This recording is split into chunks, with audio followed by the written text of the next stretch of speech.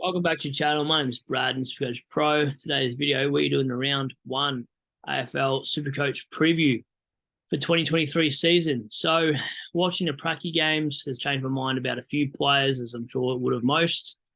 So we're going to go and look at my side and see the changes we have made. And we're starting in the forward line.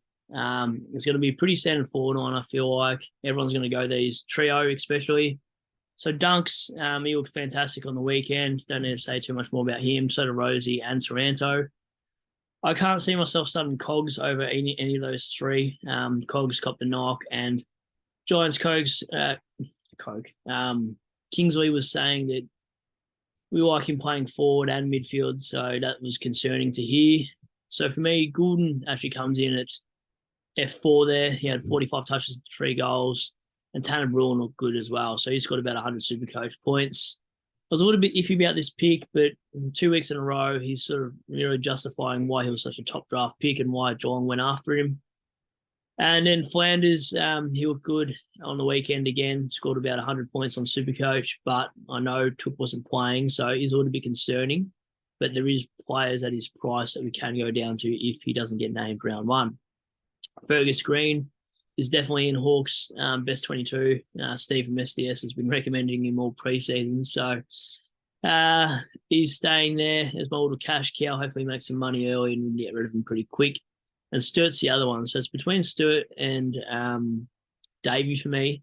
But I think Stewart, he's been in the system a little bit longer, obviously. And Freo have a good early fixture. So if he's named in that forward line, and we've seen what Freo's we've seen what Freo's fixture is like. If he can get it on the end of a few and get a little bit of a bag happening, I'm going to start this man and see how he goes. But he scored about 80 Supercoach points on the weekend. He's got an easy fixture at the start. So this is why people are considering starting players like Fife as well, because he's got, even in the forward line, he's got St Kilda, North, West Coast, Adelaide, Gold Coast, and then Dogs. So not a bad opening 6. And then, same thing for Darcy. I mean, Sean Darcy looked great. His ruck opponents aren't amazing to go against. Like, he'll be up against Marshall, which he should win more tap-outs than most. Goldstein, Nat Nui, O'Brien, Witts, and English. So he does got tough ruckman, but I think they'll actually make him play better. And I think they'll play him in the ruck against these guys over Jackson if they want to win hitouts. Marshall has to be R2 for me. I think he's just looks really good in the preseason. There's no other rucks to contend with in that St Kilda line up there, and there's not a lot of forwards. So if he does go forward and gets DVP status, it's a win-win for me. So Marshall has been R2 pretty much all preseason, and he'll stay that way unless he gets injured before round one. Midfield's changed a little bit. You can see there I have no Clary. I'm actually starting Laird. I think he's a good captain option. He's in half the sides that Clary is. I owned him last year. His opening fixture's okay. Nothing to squeal about.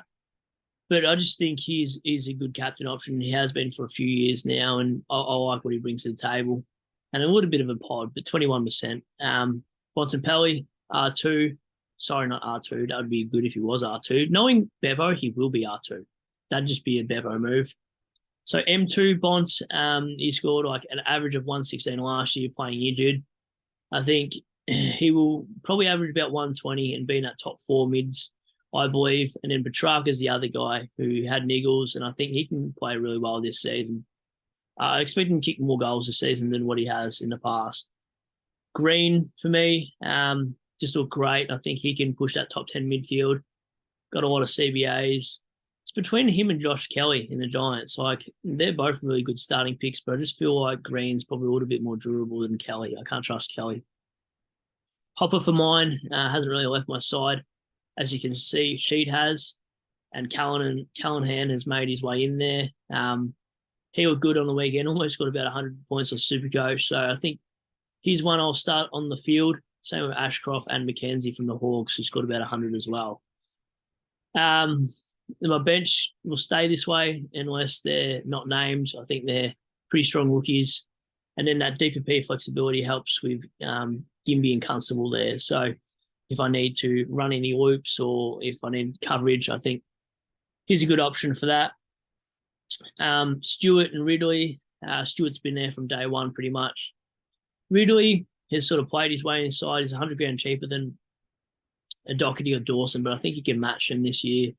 And we have seen what he's done a couple of years ago in that first half of the season before he got knocked out. He was playing unreal. So I'm backing Ridley. I know one of the boys from Supercoach Masters is also backing Ridley and was on him pretty early. And I think it's a good shout. Like, that's going to be a good pick, and hopefully he can make, top 6 defenders, and I think he can. William Jones is D3, a bit thin for my back line, so I am expecting a few critics in the comments. I do understand.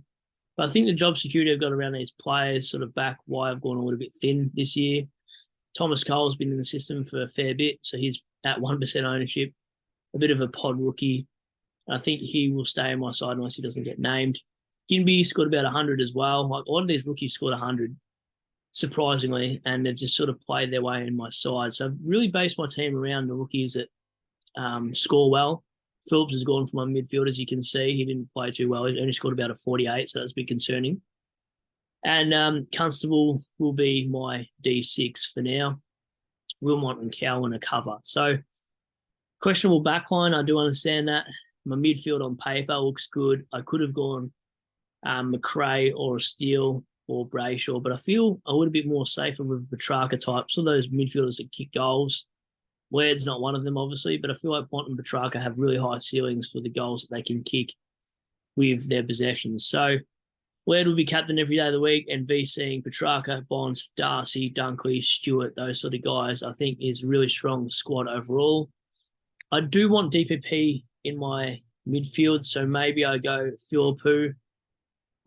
So I have some flexibility to bring in Flanders, Bruin, or whoever I want to do. So I could do something like this real quick.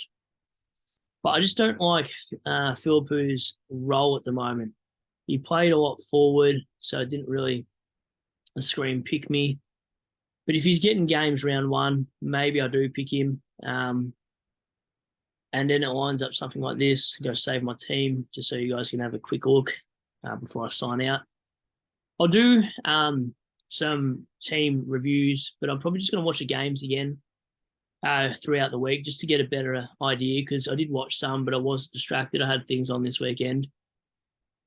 So that could be the side. So DPP in the back line, DPP in the forward line gives you really, really, really good flexibility going forward. So, let's say Rosie's injured for a week, just so you get an idea of how it looks. You could play any of these guys, really. Green for a week, depending on the lineup. But I feel like coverage that way is a lot easier, and you can run Rosie here as a loop with these midfielders as well, etc. You can run McKenzie if McKenzie fails, and run Baker in there. So stuff like that helps with DPP, especially if your primos are down. You sort of get a punt at it. So I might do something like that. That's how my team will go. I probably won't have a team update before round one unless there's some drastic changes about these rookies or premiums, to be honest. And getting closer to round one, I don't really want to change my side too much. It's probably the side I roll with. Maybe there might be a couple in and outs, but this is what we're going with. I think I've analysed the team too much and swapped and changed, but I think this is how we're going to line up. So if you guys have any concerns about my team, chuck them in there.